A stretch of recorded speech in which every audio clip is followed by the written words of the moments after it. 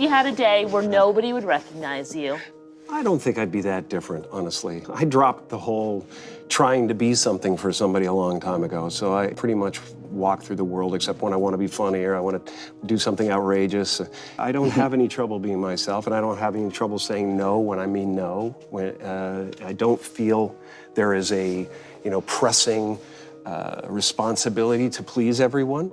I'm not unkind to people. No. I love people. I would much prefer saying hello and who are you and what are you doing today than giving a selfie, because selfies stop the world.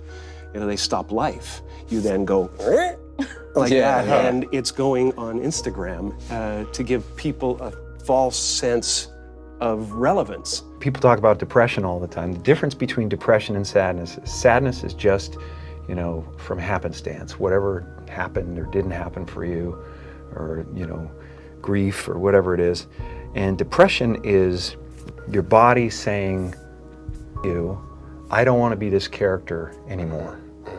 I don't want to hold up this avatar that you've created in the world. It's too much for me. Deep rest. Your body needs to be depressed.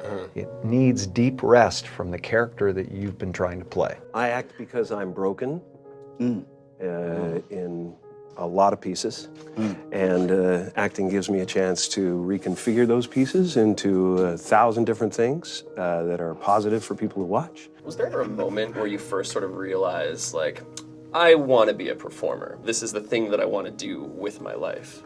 There was never any other choice. From the time that there was consciousness in the body, I was looking at a man named Percy, my dad, who was the most incredible character that you'd ever meet. If you met him for 5 minutes, you thought you knew him for 50 years. Wow.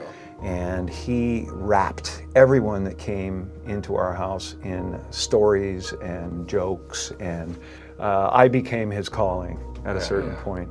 And he was always super behind me. But from the first time I can remember, him just lighting up the room, and him just like wrapping everybody in a story or whatever, and going, oh, that's the thing I want to do. That's what I want to be. My father could have been a great comedian, but he didn't believe that was possible for him. And so he made a conservative choice. Instead, he got a safe job as an accountant. And when I was 12 years old, he was let go from that safe job. And our family had to do whatever we could to survive. I learned many great lessons from my father, not the least of which was that you can fail at what you don't want. So you might as well take a chance on doing what you love. I watched the effect of my father's love and humor and how it altered the world around me. And I thought, that's something to do. That's something worth my time. It wasn't long before I started acting up. People would come over to the house and they'd be greeted by a 7-year-old throwing himself down a large flight of stairs. They would say, "What happened?" And I would say, "I don't know. Let's check the replay." I'd go back to the top of the stairs and come back down in slow motion. Now, fear is going to be a player in your life, but you get to decide how much. You can spend your whole life imagining ghosts, worrying about the pathway to the future, but all there will ever be is what's happening here, and the decisions we make in this moment, which are based in either love or fear. So many of us choose our path out of fear disguised as practicality.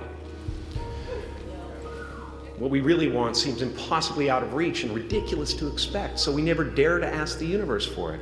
When I was about 28, after a decade as a professional comedian, I realized one night in LA that the purpose of my life had always been to free people from concern, just like my dad.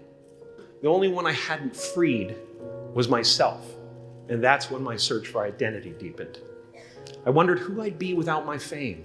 Who would I be if I said things that people didn't want to hear? Or if I defied their expectations of me? And that piece that we're after lies somewhere beyond personality, beyond the perception of others, beyond invention and disguise, even beyond effort itself. You can join the game, fight the wars, play with form all you want, but to find real peace, you have to let the armor go. Your need for acceptance can make you invisible in this world. Don't let anything stand in the way of the light that shines through this form. Risk being seen in all of your glory. Your job is not to figure out how it's going to happen for you, but to open the door in your head. And when the door opens in real life, just walk through it. And don't worry if you miss your cue, because there's always doors opening. They keep opening. And when I say life doesn't happen to you, it happens for you, I really don't know if that's true. I'm just making a conscious choice to perceive challenges as something beneficial so that I can deal with them in the most productive way. You'll come up with your own style. That's part of the fun. You are ready and able to do beautiful things in this world. And after you walk through those doors today, you will only ever have two choices: love or fear. Choose love, and don't ever let fear turn you against your playful heart. What's happening right now inside everybody is they're going, who am I? And they're depressed. People go like, oh, Jim's been depressed and stuff. Well, yeah, I was depressed when I was trying to be the Wizard of Oz. But now I know that Oz is a character. You know, I think everybody deals with that. Everybody walks around and they go like, why am I depressed?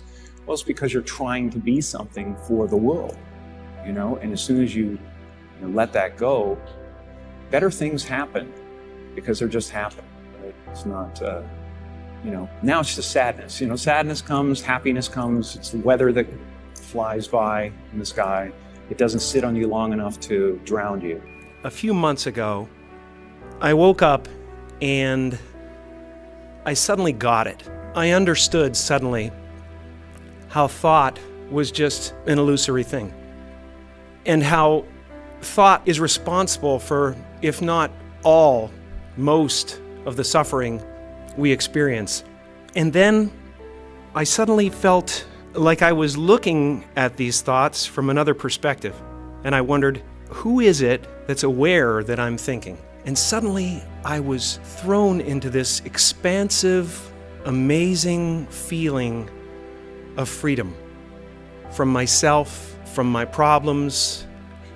When I go to sleep at night, I'm not just a guy going to sleep. I'm two-time Golden Globe winner Jim Carrey going to get some well-needed shut-eye. And when I dream, I don't just dream any old dream. No, sir. I dream about being three-time Golden Globe winning actor Jim Carrey. Because then I would be enough.